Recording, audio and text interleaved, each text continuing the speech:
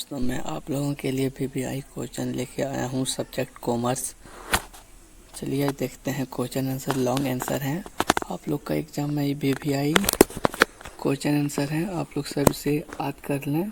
साझेदारी फर्म का पुनर्गठन क्या क्या होता है, चलिए जानते हैं। आप लोग इसे याद कर लीजिएगा, आपका एग्ज़ाम में ही मेन एग्ज़ाम में मिलेगा। चलिए पहला क्वेश्चन शुरू करते हैं। पहला क्वेश्चन देखते हैं, साझेदारी फर्म के पुनर्गठन का अर्थ क्या अर्थ हैं। तो क्या अर्थ है, चलिए देखते हैं। अर्थ देखते हैं इसका आंसर। साझेदारी लाभ के उद्देश्य से साझेदारों के बीच वैधानिक व्यवसाय करने की प्रसुविधा है। इस व्यापार को सभी साझेदार संयुक्त रूप से या इनमें से कोई एक दूसरे साझेदारों की तरफ से संचालित कर सकता है। प्रसुविधा में किसी प्रकार का परिवर्तन साझेदारी को समाप्त कर देता है, किंतु फर्म विद्यमान रहती है और साझेदारों के बीच वर्तमान ठहराव समाप्त हो जाता है और नया ठहराव आरंभ हो जाता है। समझौते में परिवर्तन साझेदारों के बीच संबंध को परिवर्तन कर देता है। इस प्रकार संबंधों में परिवर्तन को साझेदारी का पुनर्गठन कहते हैं। अर्थात साझेदारी फर्म का विद्यमानता को प्रभावित के लिए साझेदारों से संबंधित में परिवर्तन हो जाए तो उसे साझेदारी फर्म का पुनर्गठन कहते हैं। इस तरह से हम लोग पहला क्वेश्चन आंसर जान गए। चलिए अब दूसरा क्वेश्चन आंसर देखते हैं। हेलो दोस्तों, आप मेरे चैनल को सब्सक्राइब करें अपने दोस्तों को। चलिए दूसरा क्वेश्चन आंसर देखते हैं। ख्याति क्या है, इसकी गणना करने की विधियों के नाम लिखें। चलिए जानते हैं इसका हम ख्याति क्या है।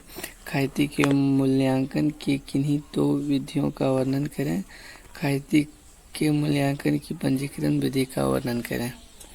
देखिए चलिए देखते हैं। ख्याति का व्यापारिक शब्द है जिसकी कोई या निश्चित परिभाषा देना कठिन है। विभिन्न ख्याति की निम्नलिखित परिभाषाएं दी हैं। लॉर्ड एलन के अनुसार ख्याति का संभव के लिए है। अब देख सकते हैं। चलिए नीचे देखते हैं। औसत लाभ विधि। हम औसत लाभ विधि किसे कहते हैं। इस विधि के अंतर्गत पिछले कुछ वर्षों के लाभ का औसत ज्ञात करने के एक निश्चित संख्या जैसे 2 वर्षों के क्रय के बराबर या 3 वर्षों के क्रय के बराबर आदि से गुना कर दिया जाता है और उस प्रकार जो राशि आती है वह ख्याति का मूल्य होता है। इसके लिए निम्नलिखित सूत्र की सहायता भी ली जा सकती है। आप देख सकते हैं सूत्र इस प्रकार से लिया गया है। यह विधि सरल एवं व्यावसायिक इसीलिए सबसे अधिक प्रयोग में आती है। देख सकते हैं ये थोड़ा मिस्टेक हो गया है पीडीएफ सेट करने में, एक ही क्वेश्चन दोहराया गया है। कोई दिक्कत नहीं, आप देख सकते हैं, आप लिखिए। चलिए हम अगला तीसरा क्वेश्चन आप लोगों को कराते हैं। आप मेरा चैनल को सब्सक्राइब करें, बच्चों अपने दोस्तों को शेयर करें। जो भी बच्चे आज अभी तक पढ़ाई करने का शुरू नहीं किए हैं वो पढ़ाई करने का शुरू कर दीजिए। आप लोग का एग्ज़ाम नज़दीक आने वाला है। आप लोग का एग्ज़ाम जनवरी में ही हो जाएगा। चलिए दूसरा क्वेश्चन देखते हैं। अधिलाभ पंजीकरण क्या है। इस विधि के अंतर्गत पिछले कुछ वर्षों का औसत लाभ ज्ञात कर लिया जाता है। यह भी अनुमान लगाया जाता है कि समान प्रतिफल की क्या कर रहे हैं। दोनों राशियों का अंतर फर्म के अतिरिक्त लाभ के प्रतिशत करता है। इस अतिरिक्त लाभ को समान प्रतिफल की दर से पंजीकृत मूल्य की ख्याति का मूल्य होगा, उसके लिए निम्न सूत्र का प्रयोग किया जाता है। ये तीसरा क्वेश्चन देखते हैं। उन उल्लेख साझेदारी फर्म, आप देख सकते हैं तीसरा क्वेश्चन। उन परिस्थितियों के उपलब्ध करें जिसमें एक साझेदारी फर्म का पुनर्गठन होता है। आंसर आप देख सकते हैं नए साझेदार। सर आप देख सकते हैं नए साझेदार उपलब्ध। नए साझेदार के प्रवेश। मान लें कि अक्षय और गौरव 2 साझेदार हैं। वे विजयी व्यवसाय में शामिल करना चाहते हैं तो ऐसे स्थिति में फर्म पुनर्गठन करना होगा। दूसरा, वर्तमान साझेदारी के मध्य लाभ विभाजन अनुपात में परिवर्तन। तो अधिक साझेदार ए और बी अपने लाभ विभाजन अनुपात को इतना से बदलकर इतना अनुपात करते हैं तो ऐसे स्थिति में नए ठहराव के अनुसार फॉर्म का पुनर्गठन कहा जाता है। अब देख सकते हैं तीसरा भी दिया हुआ है, चौथा, पांचवा। चलिए अगला क्वेश्चन देखते हैं। चौथा नंबर क्वेश्चन बीबीआई क्वेश्चन है ये। साझेदार के प्रवेश के समय परिसंपत्तियों और दायित्वों के पुनः मूल्यांकन की आवश्यकता क्यों होती है? आंसर देखते हैं। नए साझेदार के प्रवेश पर परिसंपत्तियों एवं दायित्वों का मूल्यांकन आवश्यक होता है। इस प्रक्रिया में यदि कोई गैर अभिलेख परिसंपत्ति या दायित्व विद्यमान होता है जो उसकी समायोजन वृद्धि पुनः मूल्यांकन खाते के मध्य से की जाती है। नए साझेदार के प्रवेश पर यह गणना करना कि क्या फर्म को उनके वर्तमान मूल्य पर दर्शाया गया है आवश्यक है। इसमें का मूल्य अधिक होगा तो या कम होगा, इसका परिवर्तन हम इस तरह से कर सकते हैं। चलिए अगला आंसर देखते हैं। क्वेश्चन आंसर, पुनः मूल्यांकन खाता क्या है? आप ये बहुत ही इजी क्वेश्चन है और बीबीआई क्वेश्चन भी है। पुनः मूल्यांकन खाता क्या है? तो साझेदारी फर्म के पुनर्गठन के अवसर पर संपत्तियों के पुनः मूल्यांकन, दायित्व के पुनर्निर्धारित तथा अतिरिक्त संपत्ति के दायित्व लेखक हेतु तैयार किए जाने वाले खाते को पुनः मूल्यांकन खाता या लाभ हानि समायोजन खाता कहा जाता है।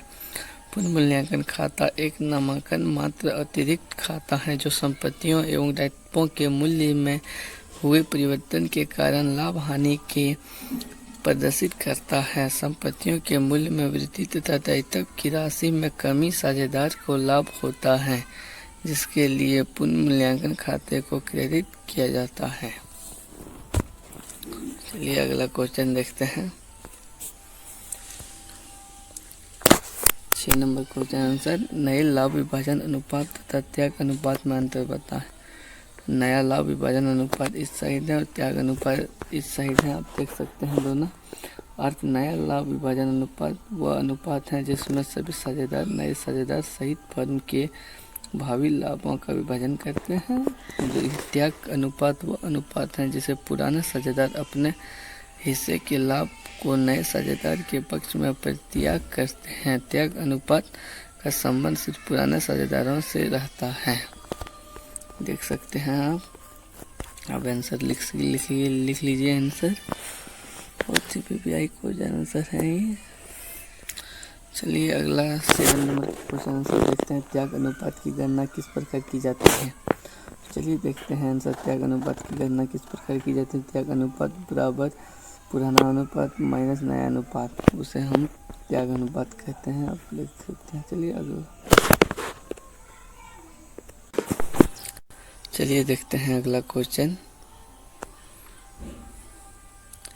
2 वर्षों के क्रय के आधार पर पिछले 5 वर्षों के औसत लाभ के अनुसार खाते की गणना करें। पिछले 5 वर्षों तक इतना है। देख सकते हैं सब बनल है। बीबीआई क्वेश्चन है जो टिक लगाया हुआ है। आप देख सकते हैं इस प्रकार से बनाया गया है। आप इसका स्क्रीनशॉट लेके रख सकते हैं। चलिए मिलते हैं। देखिए वो वही है, बोले थे ना कि मिस्टेक हो गया है। आप इसे देख सकते हैं। ये सब बीबीआई क्वेश्चन है। ये बीबीआई क्वेश्चन है। आप स्क्रीनशॉट लेके रख सकते हैं, याद कर लीजिए।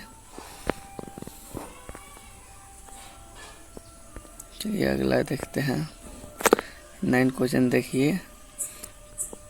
ए और बी फर्म में साझेदार हैं, उनका लाभ विभाजन अनुपात 3:2 है, तो वे सी को साझेदारी में 1/6 भाग के लाभ के लिए प्रवेश देते हैं। नए विभाजन अनुपात की गणना करें। आप देख सकते हैं इस तरह से बनाया गया है। आप रेड कॉपी में उतार सकते हैं, प्रेस कर लीजिए। चलिए अगला क्वेश्चन देखते हैं। 10 नंबर क्वेश्चन में भी वैसे ही है, इस तरह से है, बना सकते हैं माइनस प्लस ऐड करके। इसका आंसर होगा ये 3/5। इस तरह से बनाया गया है, देख सकते हैं।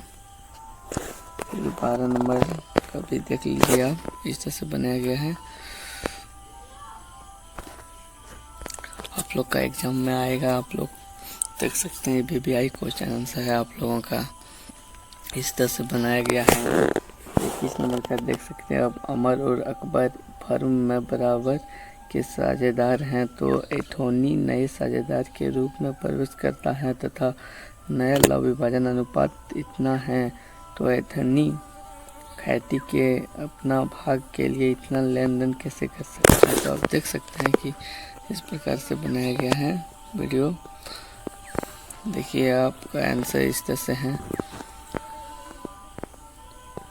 अभी 23-22 नंबर का क्वेश्चन आंसर देख सकते हैं। आप देख के बना लीजिए, आप स्क्रीनशॉट ले लीजिए, मन लगा के पढ़िए। जो बच्चों अभी तक पढ़ाई स्टार्ट नहीं किया है, आप लोग का एग्ज़ाम बहुत नज़दीक आ गया है, आप लोग नहीं पढ़िएगा तो आप अपना अच्छा स्कोर कैसे कीजिएगा। कम से कम 70-80% तो लाना ही है बच्चों, मन लगा के पढ़िए, तब ना आपका नाम होगा कि इतने लड़का ने उतना नंबर लाया है। हम आप लोगों को इतना मेहनत करके वीडियो बना के भेजते हैं, आप लोग पढ़ते नहीं और मेरा चैनल को सब्सक्राइब कीजिए आप लोग। चलिए हम आप लोगों से मिलते हैं अगले वीडियो में।